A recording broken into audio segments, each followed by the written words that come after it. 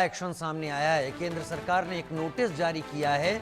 पाकिस्तान के झंडे बेचने की शिकायतों पर यह एक्शन लिया गया है। इस तरह की असंवेदनशीलता बर्दाश्त नहीं की जाएगी।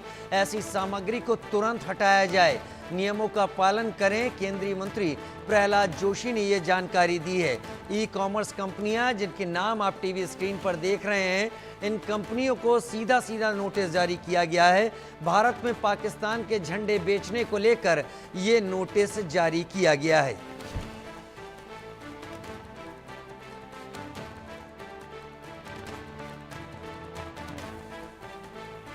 अमेज़न, फ्लिपकार्ट और दूसरी कंपनियों को इस तरीके का नोटिस केंद्र सरकार ने जारी किया है।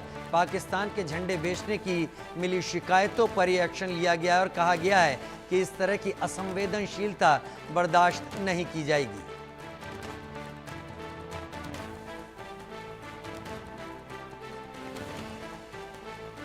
पाकिस्तानी झंडे बेचने की शिकायतों पर एक्शन। केंद्रीय मंत्री प्रहलाद जोशी ने इस बारे में जानकारी दी है। ऐसे विज्ञापनों और ऐसे बिक्री को तुरंत रोका जाए। आदित्य कुमार मेरे साथ ज्यादा जानकारी पर इस वक्त जुड़ गए हैं।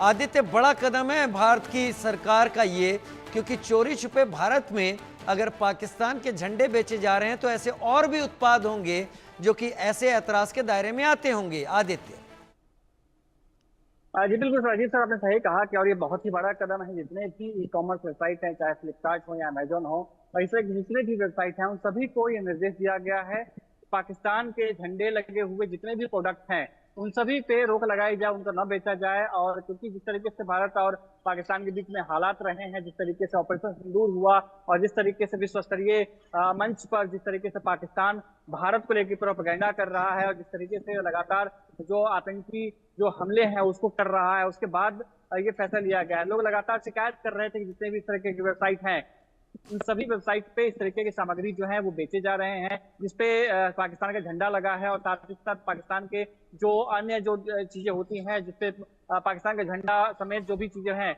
वो सब बेचे जा रहे हैं। उस सबको लेकर के ये बड़ी कार्रवाई जो है वो किया गया है, बड़ा कदम उठाया गया है। और साथ ही जितने भी वेबसाइट है सबको नोटिस भी किया गया और सख्ती से कहा गया कि इन सभी वेबसाइट को भारतीय जो कानून है उसके अनुसार चलना पड़ेगा। जो भारत के जो स्वयं प्रभुता है उसको मानते हुए उसी अनुसार के जो ऑपरेशन है, काम काज है, वो करना पड़ेगा। साथ ही कई ऐसे व्यापारी संगठन भी हैं जिन्होंने साफ कहा है, जितने व्यापारी हैं, कि वो टर्की में और पाकिस्तान जैसे जो देश है जो भारत विरोधी प्रोपेगेंडा या भारत विरोधी जो कार्रवाई करते रहते हैं, उन सब के खिलाफ में उन्होंने आवाज उठाया है और उन्होंने साफ कहा है कि कोई भी व्यापार जो है हम टर्की से या पाकिस्तान से नहीं करेंगे। वहां के जो विजिट है, वहां पे लोग घूमने के लिए भी जाते हैं, वो भी हम नहीं करेंगे। और इस तरीके के तमाम जो अपने अपने स्तर पे जो कदम है वो लगातार उठाए जा रहे हैं। लगातार जितने भी संस्थाएं हैं या जितने भी ऑर्गेनाइजेशन है, ऑर्गेनाइजेशन है या व्यक्तिगत हो, वो सब अपने अपने स्तर से कुछ न कुछ इस तरीके के कदम उठा रहे हैं। जैसे जेएनयू ने ही बड़ा कदम उठाया है कि जेएनयू की जो यूनिवर्सिटी है और जेएनयू यूनिवर्सिटी और टर्की की यूनिवर्सिटी है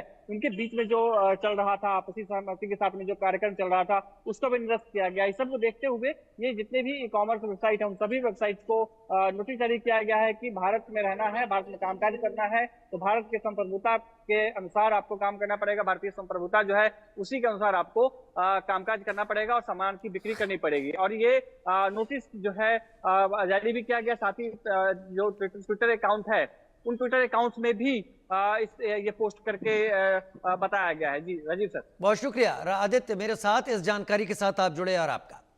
उधर कल